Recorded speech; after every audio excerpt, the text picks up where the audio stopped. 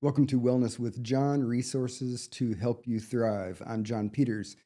In today's video, I'm going to talk about waking up feeling anxious. Sometimes people wake up before they mean to get up or want to be awake, and they feel highly anxious. And sometimes people even wake up and have frank panic attacks for no reason, right out of sleep. So stay tuned, and I'll tell you why that's happening and how to fix it.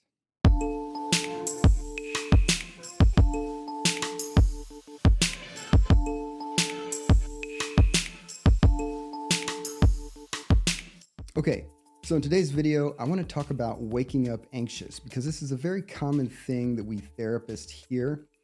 When we're doing our initial interview with a new client, we typically ask about sleep quality because sleep quality is sometimes a barometer for stress and how well people are coping and things like that. And also, chronic poor sleep, sleep deprivation, tends to diminish our functioning, it makes us miserable, and it tends to make it harder for us to cope with things. Even if we can cope, being sleep deprived makes that more difficult, right? So, getting good sleep is good for overall wellness. But one phenomenon that people report is that sometimes they'll wake up at like 2, 3, 4 a.m.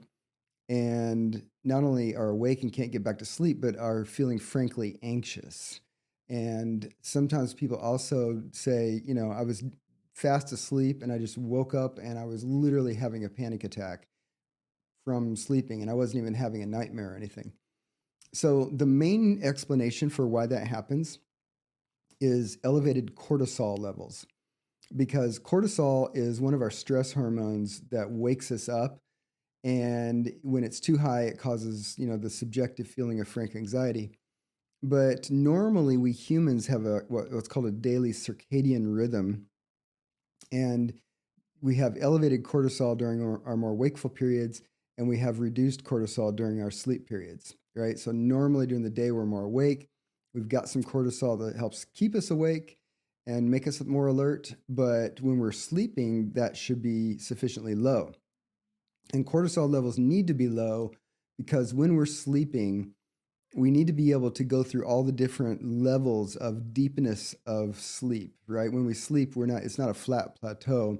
We go through deeper sleep and we go through REM sleep and lighter sleep and things like that. So when you have too much cortisol on board, then what that means is that you don't get to that deeper level of sleep that's important to feel rested in the morning and also important for certain neurological processes like clearing the brain of toxins and synthesizing learning, memory, things like that. But it also means that because the cortisol is pushing up, that when you naturally are in the more lighter phases of sleep, you can just wake on up, right? And if you're having too much loading of cortisol, then it's potential that you're already at a baseline stress level that's high enough to be frankly anxious. So so the short answer of what do you do about this is you try to lower your baseline cortisol level, right? So I want to tell you about the general approach and also what we call the indicated approach, the zeroing in on the specific sleep hygiene part of it. So in general, wellness techniques that you do that can lower your baseline stress level and thus lower your baseline cortisol level are going to be good for you. So, getting decent exercise, getting rewarding positive social interactions on a regular basis are important for lower cortisol levels. And if you want to know what the number one recommendation that I have for lowering your baseline stress level and lowering your cortisol levels is doing mindful breathing, right? There are other things you can do, obviously, to lower it. Lots of things, actually. But if you ask me, what's the number one thing with the least amount of input that you can do in order to get lower cortisol levels? Mindful breathing is it, because if you learn it and you practice literally just a few minutes a day, most of my clients, like 95% of them, within about a week to 10 days, start telling me that among other valuable benefits from the practice, they start sleeping better. And why do they start sleeping better? Because their cortisol levels are lower. And also because at about a week to 2 weeks of practice, you're starting to rewire the parts of your brain that actually drive the anxiety, fight or flight response and rewire them in a good way. So that tends to translate into less frank anxiety, right? If you want to learn how to practice mindful breathing, I'll put a link up here. And also, just so you know, I offer a free ebook that is a 7-lesson program that teaches some easy to learn, easy to practice wellness techniques, including mindful breathing, that can help you lower your stress starting on day one and learn practices that have lasting effects. If you keep practicing, you actually get increasing benefits over time. So if you'd like to get that free ebook, you can go to courses.johnpeters.online/free stress ebook. I'll also put a link in the description of this video. So just click there and I'll give you a free ebook on the topic so you can do some things to lower your baseline stress level and sleep better.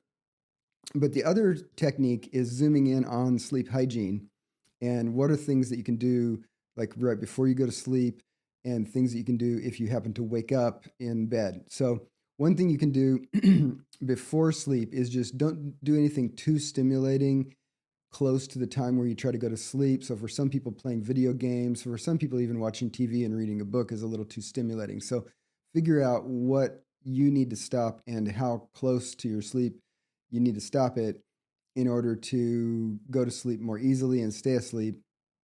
You can also do some mindful breathing right before you go to bed. That tends to help with lowering stress right at the time you're going to bed. Another technique you can do that's very easy to practice and very effective for lowering stress level is the long out breath. I made a whole video about this and I'll post that up here as well.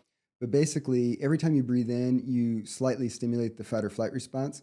And every time you breathe out, you stimulate what's called the parasympathetic side. So sympathetic is the activation of the fight or flight response.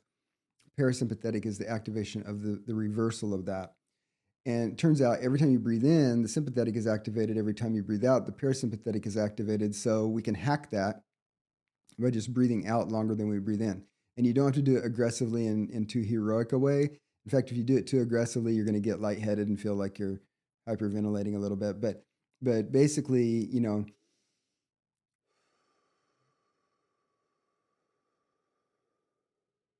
so a relatively short in breath and a relatively longer out breath. Just do a few of those in a row and then breathe normally for 30 seconds or so till you reset. And then do a few more of those short in breath, long out breath things again. And if you do just literally a dozen of those right before going to bed, you will be less stressed. You're likely to sleep better, right? Now, another issue here is that we often, if we wake up, now, by the way, waking up is normal. So you're not dysfunctional if one or more times during the night you find yourself not fully asleep, because that's absolutely normal. But what we don't want is to get so awake that then we stay awake and then we're in sleep deficit because we lose too much time when we should be asleep, right? And one problem with getting too awake and then that becoming a worse problem is when we're awake enough that we realize we're awake and then we induce metastress. And so metastress is when we add stress on top of stress. So if you're like me, there have been nights where I find myself awake at 3 a.m. and then I'm not going back to sleep readily, and then I get mad about being awake. And so now I'm going, damn it, if I don't get to sleep, I'm going to be tired tomorrow and blah, blah, blah, blah, blah. So my mind is filled with that dialogue, therefore words, and the words have a negative tone, right? The tone continuum is pleasure, neutral, negative, right? Misery. So once we start generating words in our head that are negative in tone, we ramp up our stress response, which means we're going to pump out adrenaline and cortisol, which is going to wake us up. And so we're going in the wrong direction, right? What is the antidote to that? What is the fix to that? What you do is if you realize that you are somewhat awake and awake enough that you know that you're somewhat awake and that you might not go back to sleep, you need to do something in your head that includes words, and the words need to be neutral in tone, not positive necessarily. You don't have to sit and think about ponies and sunshine, rainbows and roses and stuff. You just have to think of something neutral. Then this is why counting sheep helps people sleep. 1 sheep, 2 sheep, 3 sheep, 4 sheep, words that are neutral in tone.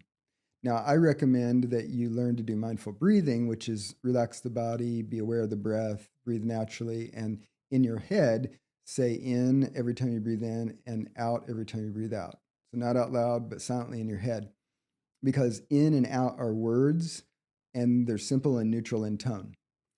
And that is important because if we use simple neutral words, we can't, it's a gentle interference with the stress part of our brain, hijacking the word part of our brain to say those negative things that will then ramp up the stress response. So even if you don't go back fully asleep, you're going to stay less stressed, thus more rested in the morning, right?